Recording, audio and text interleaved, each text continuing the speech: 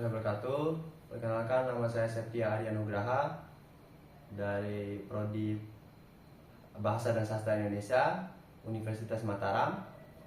Di sini saya akan menjelaskan tentang materi struktur percakapan. Nah, sebelum kita masuk ke pengertian struktur percakapan, apa sih pentingnya kita mempelajari struktur percakapan? Nah, struktur percakapan adalah bagian penting dari kajian pragmatik karena menyangkut cara orang mengatur dan memahami percakapan secara sosial dan fungsionalnya.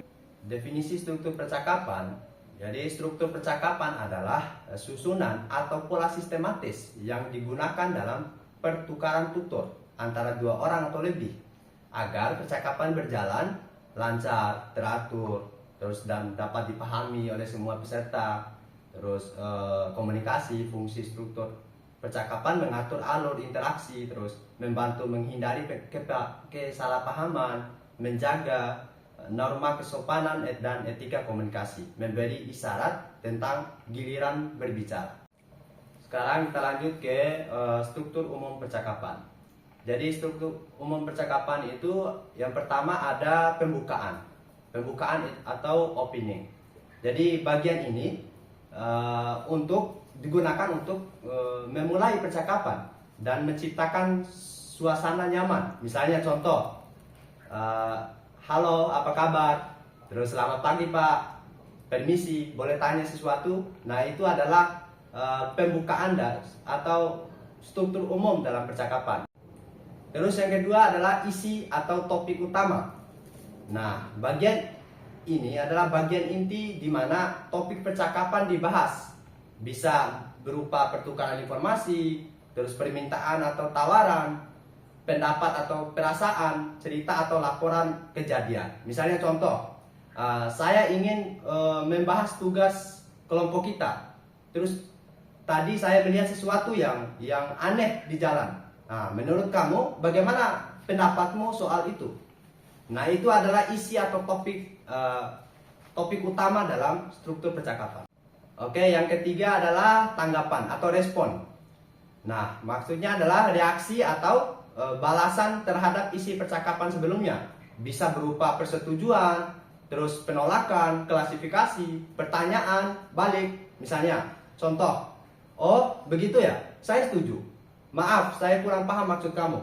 Terus, serius? Apa yang terjadi selanjutnya? Nah, itu adalah tanggapan atau respon dari lawan bicara. Yang selanjutnya, yang poin keempat adalah penutup atau closing. Nah, bagian akhir dari percakapan untuk mengakhiri interaksi secara sopan. Misalnya contoh, sederhananya adalah, baik, kalau begitu saya pamit dulu. Terima kasih ya. Sampai jumpa. Oke, kita lanjut besok aja. Nah, itu adalah penutup dari atau closing dalam struktur umum percakapan itu. Baik, selanjutnya kita membahas tentang struktur percakapan lebih lanjut. Ada 5 aspek struktur percakapan, yaitu gilir bicara, yang kedua adalah jeda, yang ketiga overlap, yang keempat adalah back channel, dan yang terakhir adalah pasangan agensi. Oke, selanjutnya kita membahas tentang yang pertama, gilir bicara. Nah, gilir bicara ini memaknai sebagai struktur percakapan yang memunculkan pergantian peran bicara antara satu orang dengan orang lainnya. Misalnya dalam percakapan guru dengan siswa. Nah, contohnya misalnya satu paragraf biasanya berapa kalimat?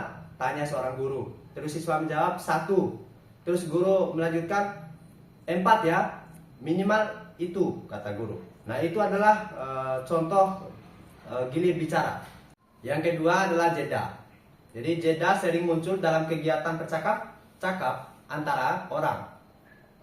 Jeda berfungsi sebagai bentuk keraguan-raguan. Misalnya percakapan seorang guru.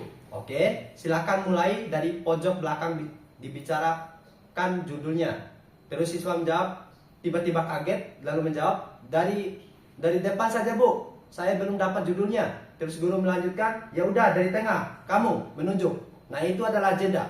Fungsinya jeda itu adalah kegiatan bercakap-cakap sebagai bentuk keraguan-raguan tadi. Yang ketiga adalah overlap.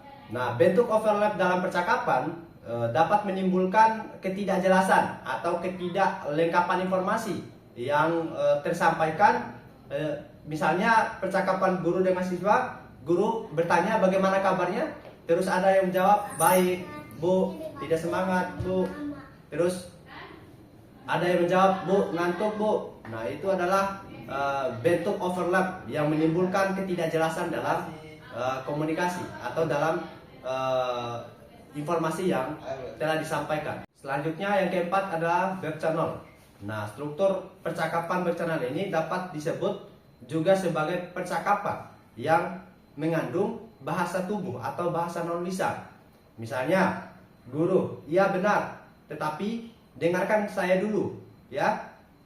Bedanya drama itu karya sastra yang berupa percakapan antar tokoh, didominasi dengan dialog-dialog, diselingi sedikit narasi. Terus siswa menjawab, iya Bu, paham. Terus guru lagi bertanya, yang lain paham? Terus ada yang mengangguk. Nah, itu adalah bahasa non formal. Oke, yang terakhir adalah pasangan atensi. Nah, pasangan atensi ini secara umum dapat disebut sebagai percakapan yang jawabannya dapat diprediksi. Misalnya, seorang guru mengucapkan salam, Assalamualaikum. Terus siswa menjawab, Waalaikumsalam. Terus guru lagi bertanya, bagaimana kabarnya? Siswa menjawab, kabar baik atau kabar buruk. Kira-kira begitu. Oke, baik. Saya akan menyampaikan kesimpulan dari struktur percakapan. Jadi, struktur percakapan merupakan bagian penting dalam komunikasi sehari-hari yang tersusun secara sistematis. Misalnya ada pembukaan, terus topik, isi atau topik, terus tanggapan, dan penutup. Nah, dalam kajian pragmatik, struktur percakapan tidak hanya dilihat dari yang dikatakan, tapi juga bagaimana, kapan, dan dalam konteks apa sesuatu dikatakan. Nah, memahami struktur percakapan membantu kita menganalisis makna tersirat, kesantunan, serta strategi berbahasa dalam berbagai situasi sosial. Nah, kira-kira begitu yang bisa saya sampaikan dalam materi struktur percakapan ini. Lebih dan kurangnya saya mohon maaf. Saya akhiri dengan ucapan wabillahi taufiq wal hidayah. Yakin saya sampai. Wassalamualaikum warahmatullahi wabarakatuh.